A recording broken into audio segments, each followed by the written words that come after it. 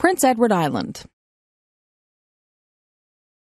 Throughout history, people have dreamed about a special place, remote from the day-to-day business world. Sometimes they have thought of this place as an enchanted world where the weather is always good and the food is always easy to get. Sometimes it has been a hidden valley in the mountains or an island far out to sea. When the Europeans arrived in the South Pacific, they thought that they had found it. Islands such as Tahiti seemed about as perfect as possible. Nowadays, our cities grow larger and larger, and people have to work harder and harder to succeed. Many people would like to escape to a quieter, slower, more peaceful, more attractive environment. When summer holidays come, many people travel to Prince Edward Island in eastern Canada. It has a mild summer climate and hardly ever gets too hot or dry. The fields, trees, and crops stay green all summer. In fact, PEI is famous for the many shades of green on the island. Its soil and dirt roads are red because of iron oxide in the soil, and visitors are never far away from the blue waters of the Gulf of St. Lawrence. In late June and early July, the roadsides are covered with large purple flowers called lupins.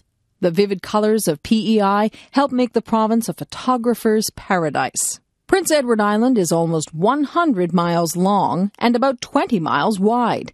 It is small enough that a tourist can see much of the island in a couple of days, but there are enough interesting things to see and do that most people like to stay longer.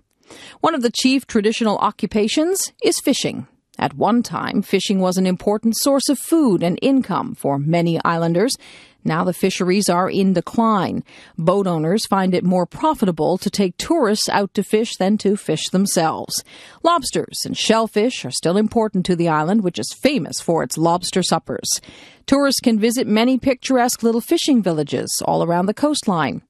Farming is also important. PEI is famous for its potatoes, which are exported all over the world.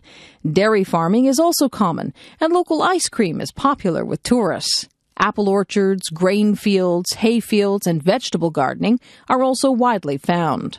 During the era of sailing ships, a lot of shipbuilding took place on the island, but as steel hulls replaced wooden hulls, shipbuilding moved to regions where steel was being produced.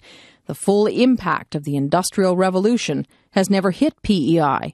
Farming, fishing, and tourism have remained the chief industries.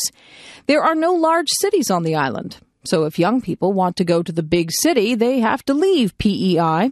The majority of island people prefer to live in small towns and villages, just as their ancestors did. Since there wasn't much industry on the island, many people did not have a lot of money. As a result, they made do with their old houses, old furniture, and old ways of doing things. This is why visitors to PEI sometimes feel like they are going back in time. Things on the island seem like they are still the way things were in our parents' or grandparents' day. Most of the people who live on the island are descended from British immigrants in the 18th or 19th centuries. The majority of these were from Scotland, and the Scottish heritage remains strong. There are also some Mi'kmaq Indians and some French Canadians or Acadians. The island has generally avoided social and political strife, and this contributes to the peaceful atmosphere. Islanders welcome people from away as tourists. However, some say that to be a true islander, you have to be born on the island.